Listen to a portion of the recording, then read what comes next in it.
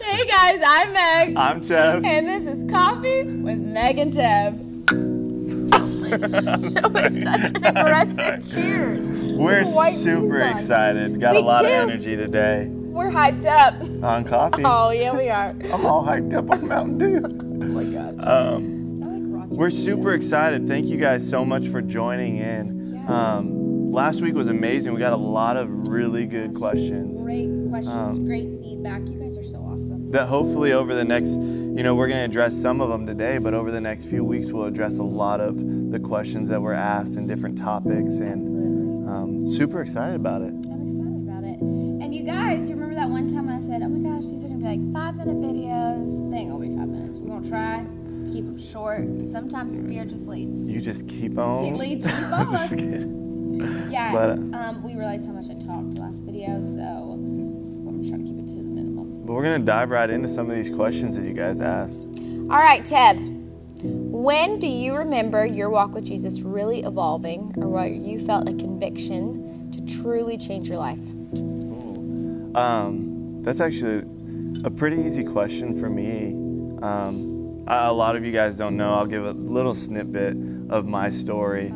I'll try to keep it short. But growing up, grew up in church and had an amazing family that took us to church, and kind of grew up in Sunday school. But I knew who Jesus was, but I never really I believed in him, but it wasn't really Yeah.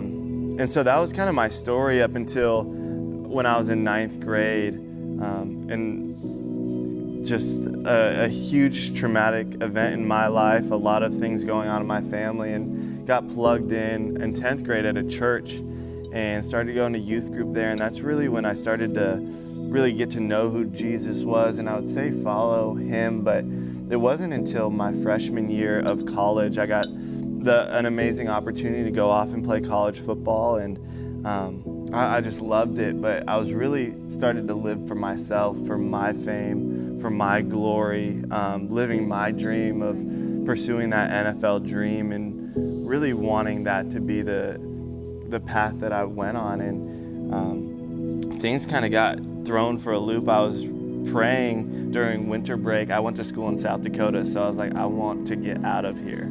Yeah. Love South Dakota. Shout out. But during winter break, I was like, I know that I'm not supposed to be here. And my family was in Denver at the time, and I was like, either go to Denver and go to school there, or go somewhere else and play football, but really try to get my life back on track, not about the fame or anything like that. And then I had the opportunity, and an NFL scout came up to me and said, hey, if you transfer to this school, one day you'll play professional football. And that kind of just wrecked me. I was like, all right, deal. And so getting my life together and stop living for myself kind of got thrown out the window, and I was like, I'm doing this. And so signed to go play. And then that very next workout, I remember waking up that day and I was like, God, if this isn't where you want me to go, show me. And sometimes I wish I didn't pray that prayer, because he showed me. But I went up for a ball on the sideline, just a normal route. I came down, I made a cut up field, and my heel got stuck in the turf. And my knee hyperextended while twisting.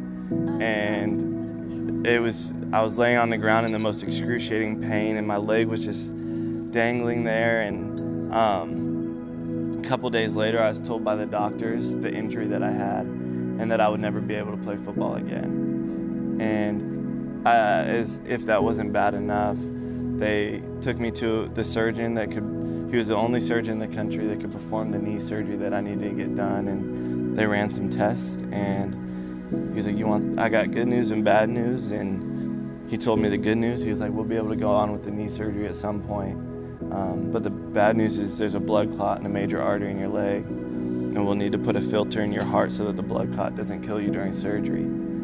And that's really when I was just shocked, and I was like, gosh, I've been living for myself, for my fame, and I'm left empty with nothing left.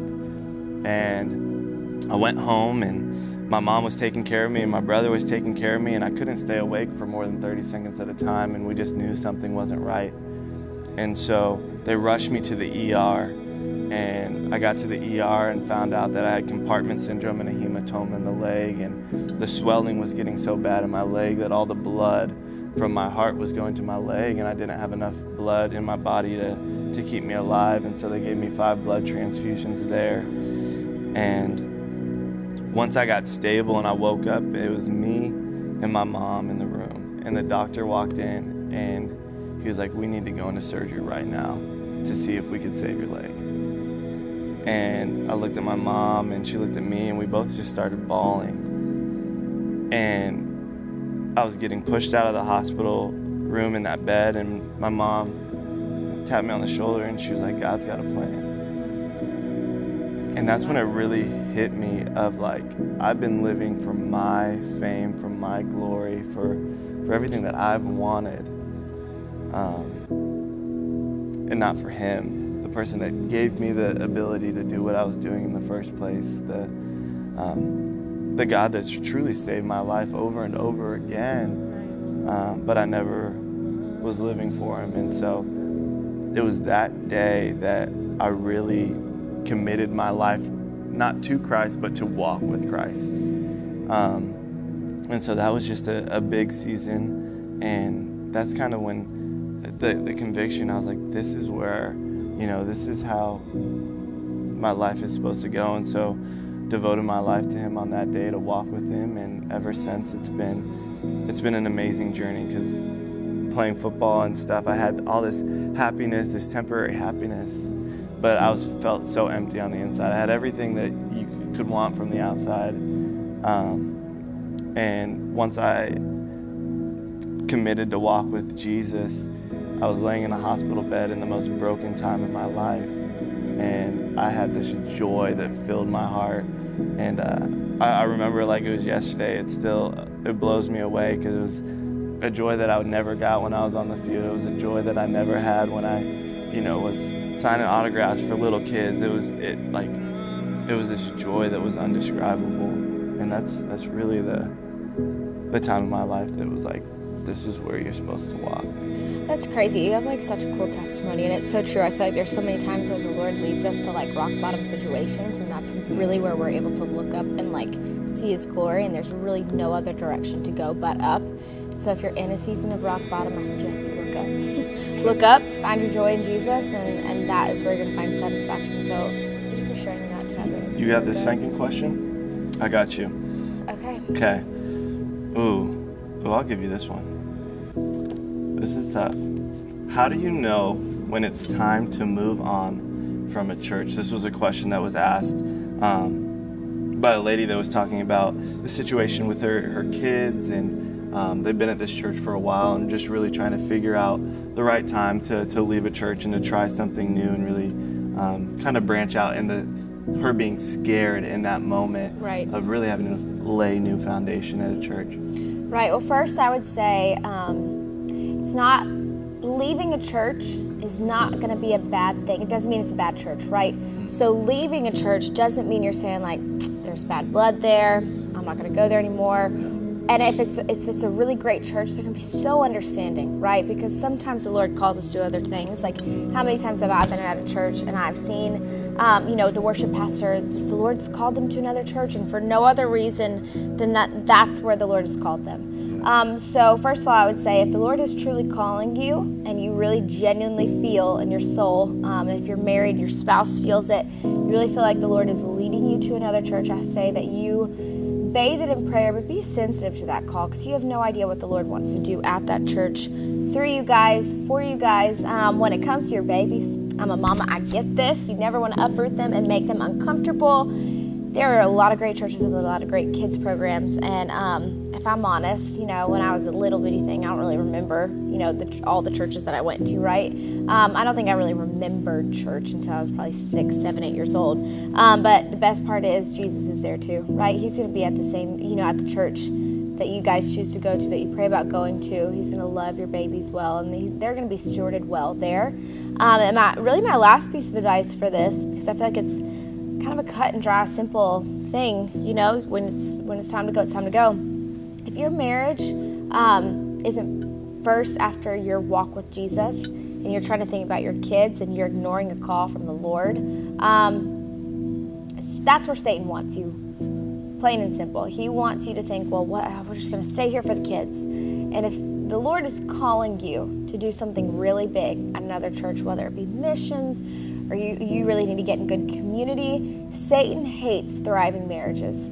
Kiddos, they're going to grow up, they're going to make mistakes. It's part of it.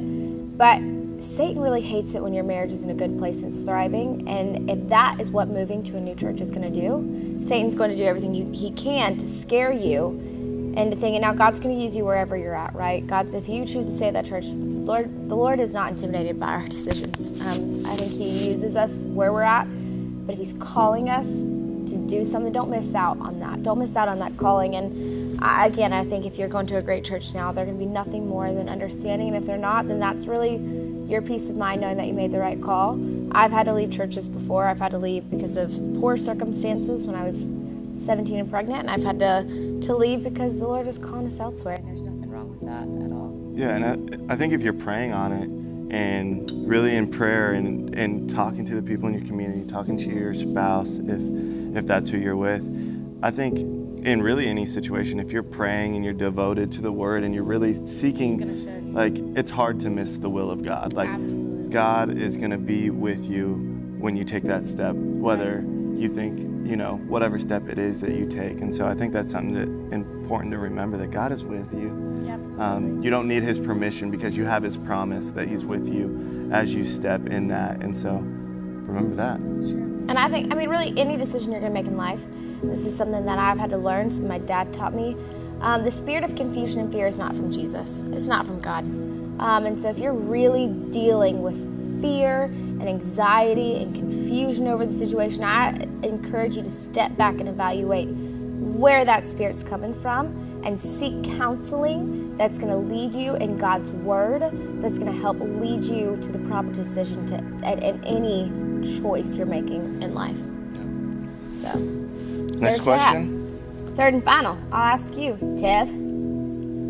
All right, so somebody wanted to know, and I guess we probably need to give a little preface, because I don't even think we really talked about this the last video, about the hope and love. So what a better segue.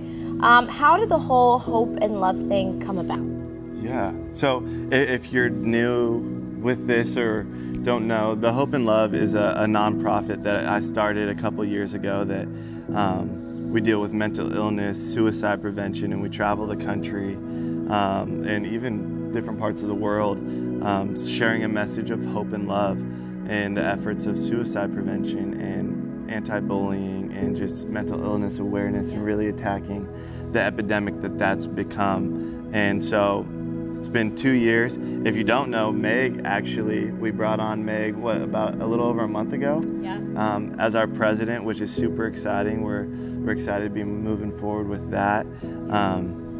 But yeah, so the Hope and Love and why I'm passionate about it and how it started actually kind of goes back to that 9th grade situation in life that I was going through before I got plugged in with the church. And growing up, it was kind of had an amazing family, but some difficult situations with my dad being ill and my brother being ill from concussions in a car accident and brain damage and being abusive due to that.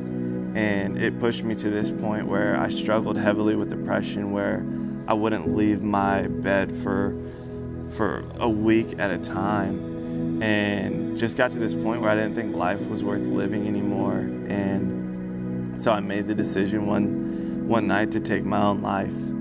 And it was a tough time. It was a tough season to walk through, and I woke up that next day not really knowing why. And then about a week later, it might have even been in that same week, we moved to Colorado from Seattle, Washington, where I grew up, and somebody came into my life and really just walked through life with me and showed me and told me that there was hope for my life.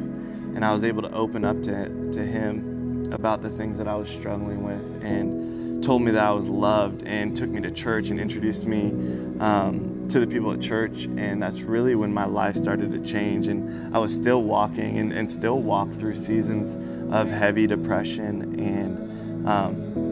But I was passionate about that. And after my knee injury, I had the opportunity to start sharing the testimony with my knee to different college teams, NFL teams, and really just get to travel speaking on that. But I realized that what would happen if I shared my actual testimony of walking through depression and attempting suicide. And I started to share that, and it started to relate to a lot of kids, and saw a lot of kids at these schools that I was speaking at want help and say they were struggling with the same thing. And so started plugging them in with counselors and teachers, and I was like, wow, I think this is what I'm supposed to be doing. And then I moved to South Carolina, and as I made this decision to move to South Carolina, one of our good family friends, a kid that was my age, that